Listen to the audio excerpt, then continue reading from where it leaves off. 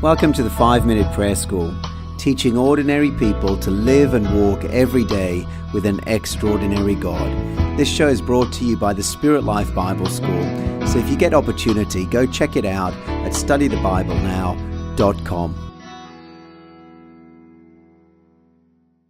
We're going to stay with this idea and element of fervency for a short while because I really do believe that it's one of the most important elements to really seeing satisfaction and results in your prayer life. You know, Jesus said in Mark chapter 11 and in other places that whatsoever thing you desire when you pray, believe that you'll receive it. And so it begins with desire. Again, I'm going to read from Mary Alice Isleib's book, Fervent Effective Prayer. And concerning fervency, she says, fervency means to pray with purpose and with serious intention. You know, this is not just something that you can take or leave. And sometimes that's the problem. People do not determine in their heart before they come to God in prayer for a particular need. They come kind of with the tank half full.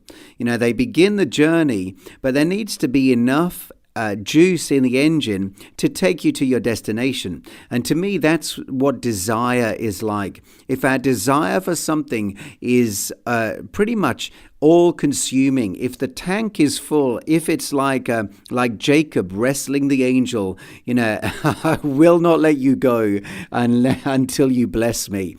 You know, there's something about that fervency, there's something about that tenacity that takes a hold of things in the spirit world and will really push through until it sees the result.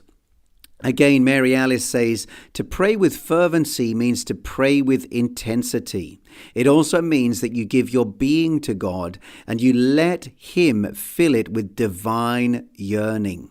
Your degree of fervency is directly related to the degree of your spiritual desire.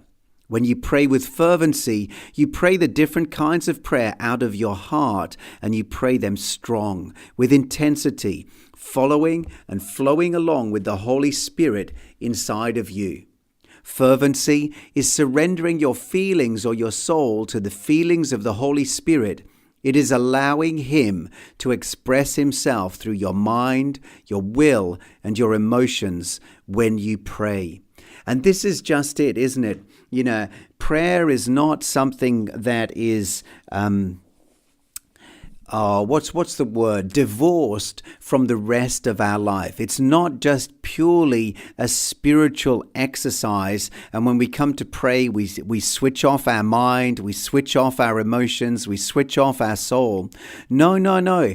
Prayer is the engagement of your whole being in pursuit of something that you know God has spoken, something that you know God has granted, something that you know the Holy Spirit. You know, in the Psalms, it says that God will give us the desires of our heart. And I believe that has two meanings. Yes, you know, God is a father. He's a good father. And like any good dad, He wants to give you those things that will be a great pleasure to you. He wants to give you the things that you desire.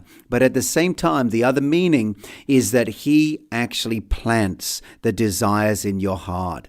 You know, I sometimes look at different missionaries and I look at the different ministries that people are involved in, and the fervency and the passion and the just very evident desire to see God's kingdom come in a particular realm, whatever it may be.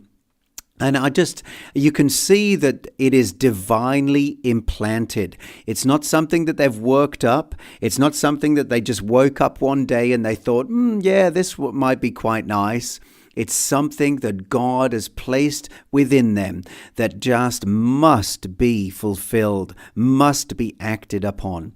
And it's the same in your prayer life. God is going to place specific desires in your heart. He is going to plant his kingdom desires within you. And as you tend those desires, as you lean your being into those desires, you'll begin to pray, not just effective prayers, not just ones that are word-based, as you begin to take a hold of the principles, but they will be aflame with the very feelings of God's heart, with the very passions of God's own heart. And as you begin to partner with him in that way, there is nothing more amazing. There's nothing more wonderful than to know that you are possessed of, in the right way, possessed of the Holy Spirit to see his kingdom come, to see his will done, and to see the goodness of God manifest in your life and the lives of those you're praying for.